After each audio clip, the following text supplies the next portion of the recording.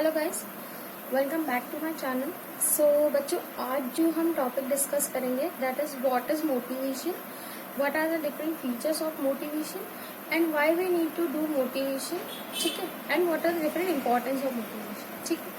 तो सबसे पहले हम बात करते हैं मोटिवेशन की डेफिनेशन के बारे में, that what is motivation, right. Motivation meaning, motivation is a need और reason that makes people to work और टू टेक एक्शन। मोटिवेशन क्या है?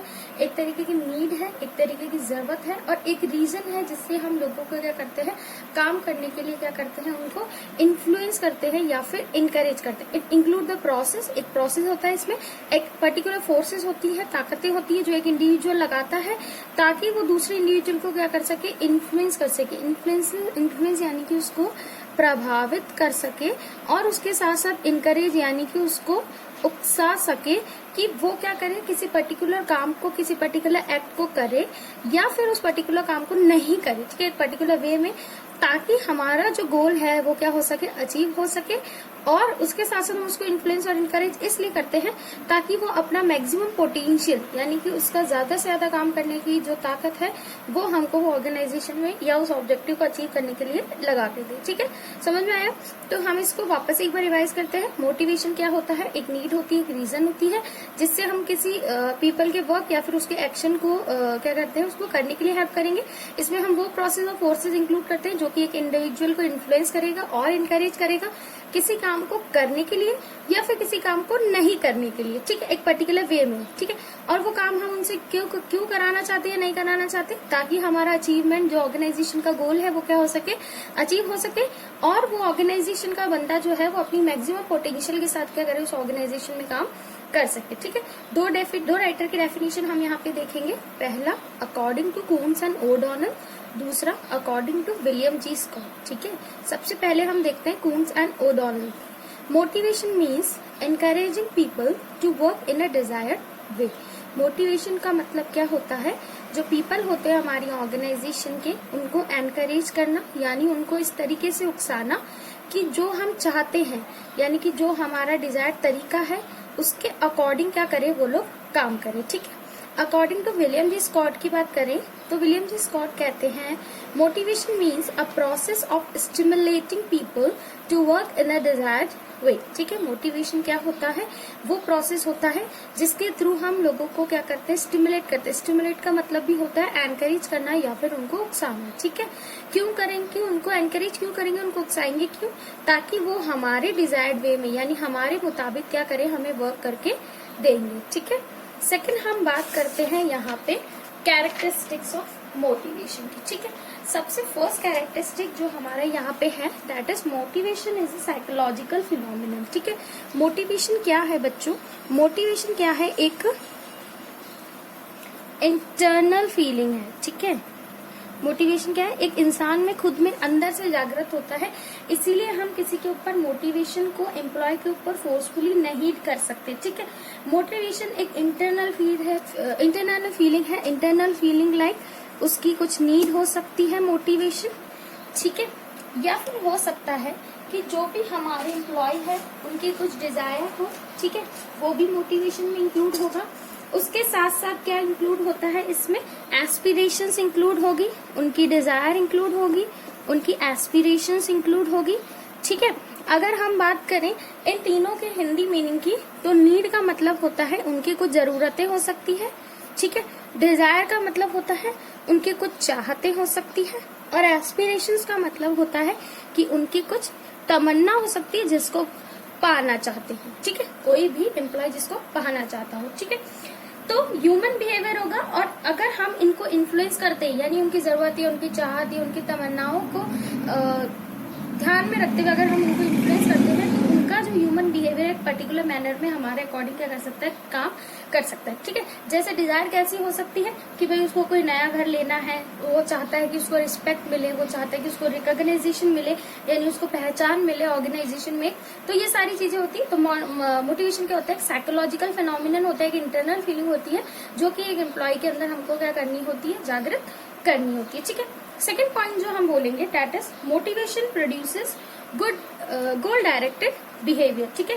मोटिवेशन क्या होता है?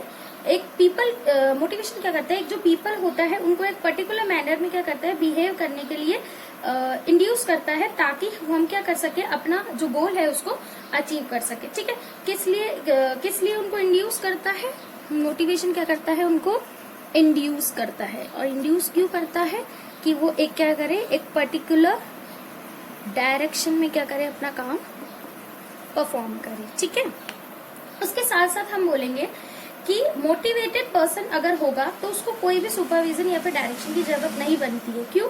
क्योंकि वो हमेशा अपने खुद के डिजायर्ड मैनर में क्या करना चाहता है, काम करना चाहता है। जैसे फॉर एग्जांपल देते हैं हमें कि if a person has a motive to get promotion, ठीक है, अगर एक पर्सन है, एक पीपल, एक एम्प्लॉय है, उसका एक जैसे कहते हैं एक पर्टिकुलर वे है कि वो क्या चाहता है, और ज्यादा प्रमोशन चाहता है। ठीक है, तो वो क्या करेगा, ज्यादा से ज्यादा इफिशिएंटली तरीके से अपना काम करेगा ताकि उसको क्या मिले, वो प्रमोशन मिल सके। ठीक है, तो मोटिवेशन क्या होगा, क्या प्रोड्यूस करता है, एक गोल डायरेक्टेड बिहेवियर प्रोड्यूस करता है, जिसमें पर्टिकुलर इंसान अपना गोल बनाता है और उसके हिसाब से वो खुद को क्या करता है, डायरेक्ट करता है। ठीक है, थर्ड पॉइंट हम यहाँ पे डिस्कस करेंगे, motivators can be positive as well as negative. ठीक है, अगर हम किसी एम्प्लॉय को मोटिवेट करना चाहता है, कोई मोटिवेटर, ठीक है, तो वो उसको पॉजिटिव तरीके से भी क्या कर सकता है, मोटिवेट कर सकता है, और नेगेटिव तरीके से मोटिवेट कर सकता है। ठीक है, अगर हम बात करें पॉजिटिव मोटिवेटर्स की, तो पॉजिटिव मोटिवेटर्स क्या क्या हो सकते हैं बेटा, पॉजिटिव हो सकते हैं बोनस, ठीक है,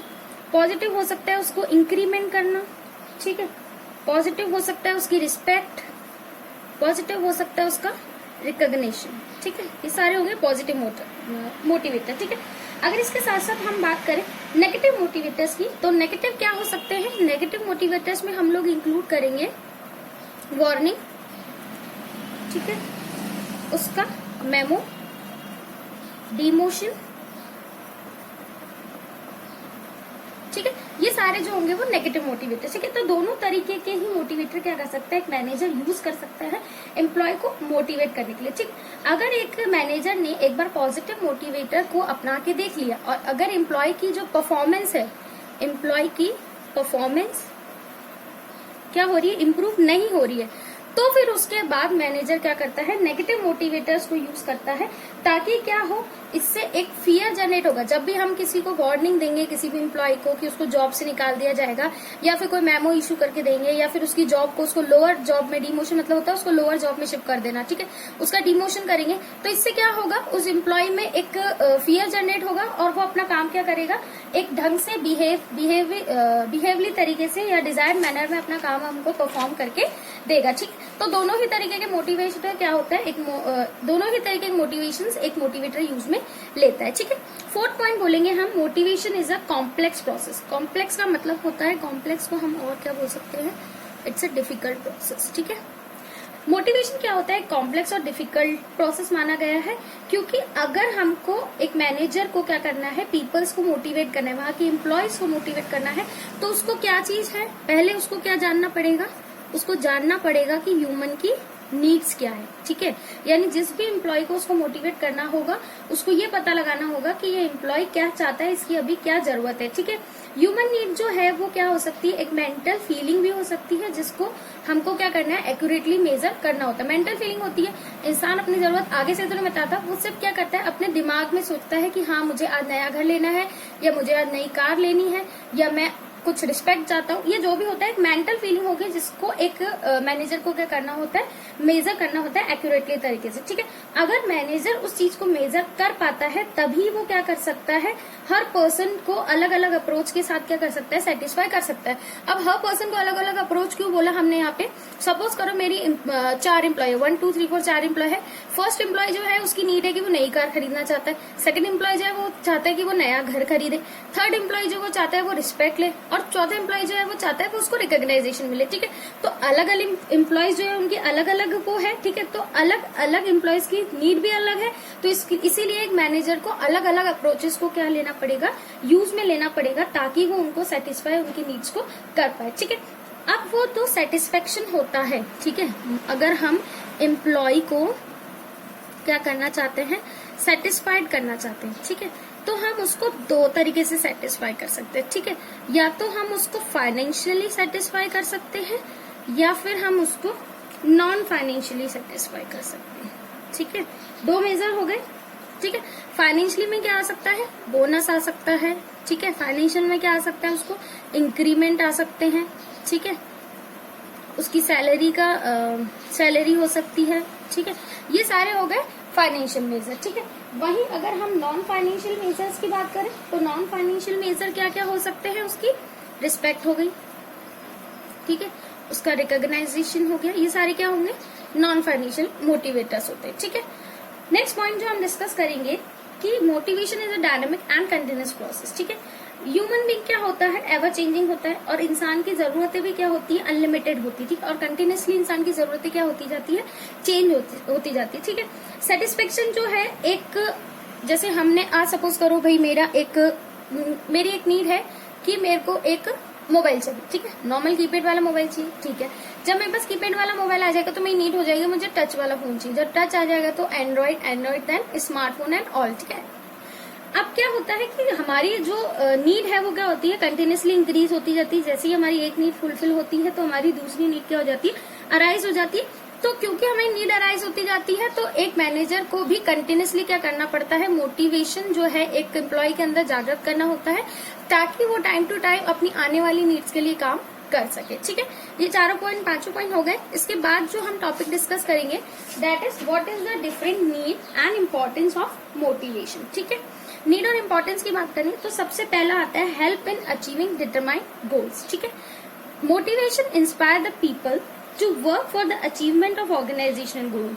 मोटिवेशन क्या होता है, जो इंस्पायर करता है पीपल को। इंस्पायर मतलब कि उनको क्या करता है, एक तरीके से प्रेरित करता है। ठीक है, मोटिवेशन जो होता है वो इंस्पायर करता है पीपल को कि वो क्या करे, काम करे। और काम क्यों करे, ताकि वो ऑर्गेनाइजेशनल के गोल को क्या कर सके, अचीव कर सके। ठीक है, through motivation manager encourage employ to direct their energies for achieving goal of the organisation. Motivation के थ्रू क्या कर सकता है, मैनेजर जो होता है वो क्या करता है, एनकरेज करता है। एनकरेज मतलब होता है उकसाता है,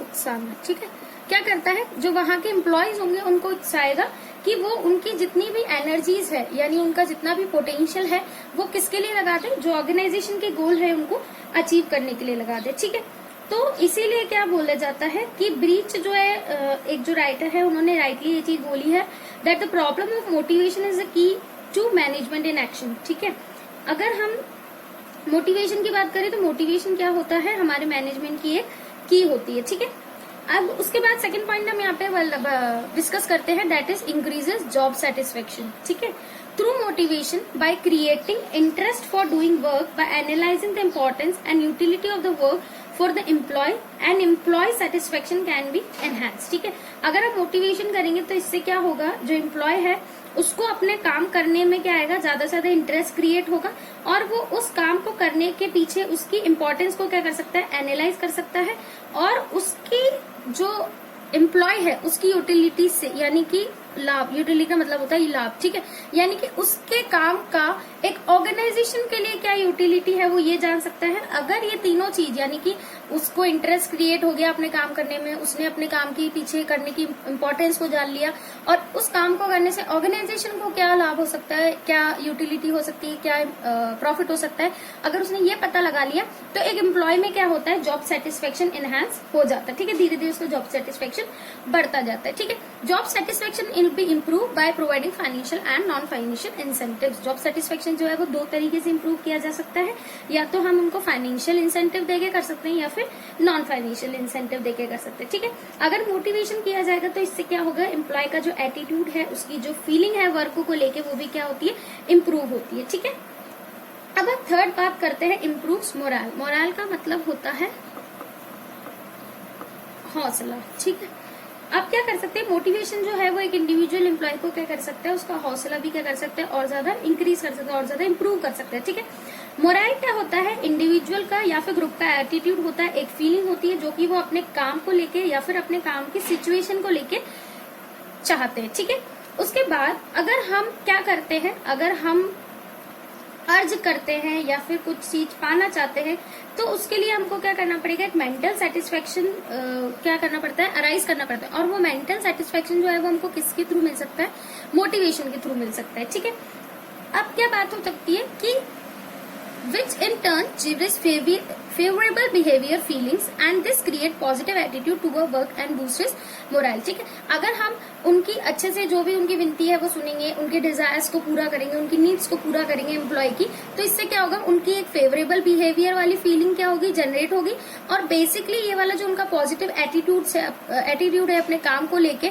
वो जनरेट होगा और उसके जनरेट होने से क्या होगा, उनका जो मोरल है वो भी क्या हो जाएगा, और ज्यादा बूस्टअप हो जाएगा और ज्यादा इंक्रीज हो जाएगा. ठीक है, फिर नेक्स्ट जो पॉइंट हम यहाँ पे डिस्कस करेंगे that is builds better labour relation. ठीक है, कि जो मोटिवेशन होता है वो लेबर रिलेशंस को भी क्या कर जाता है और ज्यादा अच्छा करता है. ठीक है, motivation focuses on the fact that even labour as resource is human and she should be treated with dignity and kindness. ठीक है, मोटिवेशन भले ही ये बात मानता है कि लेबर जो है वो हमारे लिए क्या है, एक तरीके का रिसोर्स है. हम ह्यूमन को क्या मानते हैं, एक ऑर्गेनाइजेशन के लिए एज अ रिसोर्स मानते हैं, पर उसके बाद भी हमको उनको किसके साथ ट्रीट करना चाहिए, डिग्निटी और काइंडनेस के साथ उनको क्या करना चाहिए, ट्रीट करना चाहिए. डिग्निटी मतलब होता है गौरव के साथ, ऐसा नहीं है कि हम उनको कुछ भी माने. ठीक है, उनको एक गौरव मानना चाहिए. एंड काइंडनेस मतलब कि उनको दयालुता के साथ क्या करना चाहिए, ट्रीट करना चाहिए. ठीक है, यानी बिल्कुल अच्छे से उनको ट्रीट करना चाहिए, एज अ ह्यूमन बीइंग ही उनको हमें ट्रीट करना चाहिए. ठीक है, employ tend to work with corporate spirit in a discipline manner. Employ जो होता है वो जो काम करना चाहता है वो कब करना चाहता है, जब उसको मिलजुल कर काम करने की आदत पड़े और उसको एक डिसिप्लिन मैनर में काम करना अच्छा लगता है. यानी कि बिल्कुल भी अनमैनर काम करना उसको पसंद नहीं होता है, बिल्कुल ढंग से एम्प्लॉय काम करना चाहता है और वो काम कभी तब कर सकता है जब क्या हो, उसके लेबर रिलेशन अच्छे हो, उसके और उसके सुपीरियर के रिलेशन अच्छे हो और उसके सुपीरियर के रिलेशन कब अच्छे हो सकते हैं, जब वो अपने लेबर को क्या माने, as a human being treat करे, ना कि as a resource of the organisation treat करेगा. ठीक है, फिफ्थ पॉइंट जो हम यहाँ पे डिस्कस करेंगे that is reduce employ absenteeism and turnover. ठीक है, satisfaction employee tend to stay longer and remain regular in the organization. It reduces employee turnover and absenteeism. ठीक है, अगर एक एम्प्लॉय हमारी ऑर्गेनाइजेशन से सेटिस्फाइड होगा, ठीक है, सेटिस्फाइड किस तरीके से हो सकता है, अगर उसको वहाँ पे वर्किंग कंडीशन अच्छी मिल रही है, पॉजिटिव उसको कंट्रीब्यूशन, उसका जो है टारगेट पूरी तरीके से सेट हो रहे हैं, पॉजिटिव उसको सारा एनवायरनमेंट मिल रहा है, लोग अच्छे हैं वहाँ के, उसका सुपीरियर अच्छा है, अगर उसको बिल्कुल पॉजिटिव सारी चीजें मिल रही है तो वो क्या होगा, वहाँ पे जो एम्प्लॉय है वो सेटिस्फाई रहेगा और जितना एम्प्लॉय सेटिस्फाई रहेगा उतनी ही ज्यादा वो क्या करेगा, आपकी जो ऑर्गेनाइजेशन में है उसमें रुक के रहेगा, यानी उसमें स्टे करेगा. ठीक है, और रेगुलर रहेगा ऑर्गेनाइजेशन में. अगर जैसे सपोज करो हमने कोई ऑर्गेनाइजेशन का एग्जांपल लिया, वहां पे रोज एम्प्लॉयज को डांटा जाता है, उनको ऐसे टारगेट दिए जाते हैं जो उनसे अचीव ही नहीं होंगे, तो वो ऑर्गेनाइजेशन में नहीं रह सकते, ज्यादा दिन तक वो ऑर्गेनाइजेशन में सर्वाइव नहीं करेंगे और हो सकता है कि वो उस काम से बचने के लिए क्या करेंगे, ज्यादा से ज्यादा छुट्टियां लेंगे, एब्सेंट होंगे. तो ये चीज को हटाने के लिए मोटिवेशन क्या कर सकता है, उनको रेगुलर क्या कर सकता है, ऑर्गेनाइजेशन में ला सकता है. और अगर ऐसा होता है तो इससे क्या होगा, हमारा एम्प्लॉय टर्नओवर और एब्सेंटीज्म भी क्या हो जाएगा, कम हो जाएगा. ठीक है, 6 पॉइंट जो हम यहाँ पे डिस्कस करेंगे that is facilitate changes. If manager can convince employees that propose changes will be additional reward to employees then may repeatedly accept the change. ठीक है, अगर एक मैनेजर क्या कर लेगा, एम्प्लॉय जो होते हैं उसको कन्विंस कर लेगा कि जो भी चेंज ऑर्गेनाइजेशन में लाए जा रहे हैं वो क्या है, उन चेंजेस को अगर आप एक्सेप्ट करते हो, यानी उन चेंजेस को अगर आप मान लेते हो, तो इससे आपको क्या दिया जाएगा, कोई ना कोई एडिशनल रिवॉर्ड उसके साथ आपको दिए जाएंगे. तो फिर एक एम्प्लॉय जो होता है वो इजीली क्या कर लेता है, उन चेंजेस को एक्सेप्ट कर लेता है. ठीक है, क्योंकि अगर हमको क्या करना है, अपने ऑर्गेनाइजेशन को स्मूथली चलाना है तो हमको टाइम टू टाइम उसमें चेंजेस करने पड़ते हैं. ठीक है, तो वो कब हो सकता है, जब उनको एडिशनल रिवॉर्ड दिया जाए, यानी उनको मोटिवेशन दिया जाए एक तरीके का कि अगर आप इन चेंजेस को करोगे, जैसे कि सपोज करो हमने बोला कि पहले हम मैन मेड गुड्स प्रोड्यूस करते, ठीक है, इंसान हमारे जो वर्कर है वही हाथ से बनाते थे गुड्स और वो एक दिन में ज्यादा से ज्यादा 100 यूनिट बना पाते. ठीक है, अब हमने बोला कि हम क्या करते हैं, नई मशीन लगवा लेते हैं जिससे हम एट द एंड क्या कर पाएंगे, एट द डे क्या कर पाएंगे, कम से कम 1500 यूनिट्स का प्रोडक्शन पर डे कर पाएंगे. ठीक है, तो अब एम्प्लॉय क्या करेंगे, अब एम्प्लॉय को डर रहता है कि हो सकता है हमको वो मशीन चलानी आए नहीं आए, अगर हमको मशीन पे काम नहीं आया तो हमको जॉब से निकाल दिया जाएगा, ये वाला सारा डर बना रहता है. तो इस वजह से क्या होता है, एम्प्लॉय क्या करते हैं, वो चेंज को रेजिस्ट करते हैं, यानी उस चेंज से मना करते हैं कि नहीं, हम लोगों को मशीन से काम नहीं करना है. ठीक है, तो अगर क्या होगा, अगर मैनेजर उनको मोटिवेट करे, उनको समझाए, उनको इन्फ्लुएंस करे, इनकरेज करे कि क्या होगा अगर मशीन आएगी तो आपकी सैलरी भी ज्यादा हो जाएगी, अगर हम ज्यादा प्रोडक्शन करेंगे, ज्यादा सेल करेंगे तो ज्यादा प्रॉफिट कमाएंगे, तो अगर हम ज्यादा प्रॉफिट कमाएंगे तो हम आपको भी उसमें से बहुत एज अ बोनस या फिर एज अ इंसेंटिव हिस्सा देंगे, उसके साथ साथ सैलरी भी इंक्रीज होगी। अगर हम उनको एडिशनल रिवॉर्ड्स बताएंगे तो वो क्या करेंगे, उस चेंज को इजिली तरीके से एक्सेप्ट कर लेंगे। ठीक है, नेक्स्ट बोलते हैं इनहेंस कॉर्पोरेट इमेज। ठीक है, an organisation with satisfied, motivated and convince staff command reputation in the business world. ठीक है, अगर आपके ऑर्गेनाइजेशन का जो स्टाफ है यानी आपके ऑर्गेनाइजेशन के जो एम्प्लॉयज है वो क्या होंगे, सेटिस्फाई होंगे, मोटिवेटेड होंगे और कन्विंस होंगे, आप लोगों से बिल्कुल ऑर्गेनाइजेशन से बिल्कुल सहमत होंगे, तो ये क्या करता है बिजनेस वर्ल्ड में उस ऑर्गेनाइजेशन की रेपुटेशन को क्या करता है और ज्यादा इंक्रीज करता है। ठीक है, अगर आपके एम्प्लॉयज खुद खुश है आपसे, तो अगर फ्यूचर में अगर आपको कभी भी नीड अराइज होगी कि आपको और एम्प्लॉयज को हायर करना है, तो जो भी टैलेंटेड और स्किल पर्सन होंगे वो इजिली आपके ऑर्गेनाइजेशन की तरफ क्या हो सकते हैं, अट्रैक्ट हो सकते हैं और आपके ऑर्गेनाइजेशन में काम करने के लिए राजी हो सकते हैं। ठीक है, अगर हमने सपोज करो मैं एग्जांपल लेती हूँ, एक ऑर्गेनाइजेशन है जहाँ पे टाइम पे जो वर्कर्स है उनको सैलरी मिलती है, टाइम टू टाइम उनको बोनस भी बहुत अच्छा मिलता है और टाइम टू टाइम ऑर्गेनाइजेशन उनके लिए कुछ ना कुछ अच्छा करती रहती है, और एक तरफ एक ऑर्गेनाइजेशन है जहाँ पे 5-6 महीने हो जाते हैं एम्प्लॉय को सैलरी ही नहीं दी जाती है। ठीक है, उनको ढंग से बोनस वगैरह नहीं दिया जाता, अगर वो एक्स्ट्रा काम भी कर रहे हैं, ओवर टाइम भी कर रहे हैं, तो भी उनकी बात कोई नहीं सुनता। ठीक है, तो कौन से ऑर्गेनाइजेशन की रेपुटेशन ज्यादा गिरी हुई है, सेकंड वाले की। ठीक है, और फर्स्ट वाले की अच्छी है। तो अगर कोई नया एम्प्लॉय है और वो काम करना चाहेगा तो वो कौन से ऑर्गेनाइजेशन में करना चाहेगा, फर्स्ट वाले में करना चाहेगा। क्यों? क्योंकि वहां पे क्या हो रहा है, पूरी तरीके से जो वहां के एम्प्लॉय है वो क्या सेटिस्फाई है, मोटिवेट और कन्विंस है उस ऑर्गेनाइजेशन से। ठीक है, एक पॉइंट जो हम डिस्कस करेंगे दैट इज की टू बिहेवियर मैनेजरियल एक्शन। ठीक है, मोटिवेशन क्या होता है, अगर हम कोई भी मैनेजरियल एक्शन लेना चाह रहे हैं, कोई भी मैनेजर अगर कोई भी मैनेजरियल एक्शन करना चाहता है तो उसके एग्जीक्यूशन के लिए उसको किस चीज की जरूरत पड़ती है, मोटिवेशन की। ठीक है, क्योंकि अगर एक मैनेजर ढंग से अपने एम्प्लॉयज को मोटिवेट नहीं कर पाएगा, ढंग से उनको नहीं मना पाएगा, इनको नहीं इंकरेज कर पाएगा कि वो उसकी बात माने, तो फिर वो मैनेजर अपने एक्शन ढंग से परफॉर्म नहीं कर पाएगा। ठीक है, अगर वो प्रॉपर मोटिवेशन एग्जीक्यूट कर पाता है तभी वो उसका जो मैनेजमेंट है वो या उसका जो काम है वो क्या हो जाएगा और ज्यादा स्पीड अप हो जाएगा, यानी और ज्यादा अच्छे से वर्कर उसका काम उसको करके देंगे। ठीक है, I hope you like that video. If you like that video, please like करें, शेयर करें और ज्यादा से ज्यादा इसको सब्सक्राइब करवाएं, शेयर करके अपने फ्रेंड्स के साथ। Thank you so much.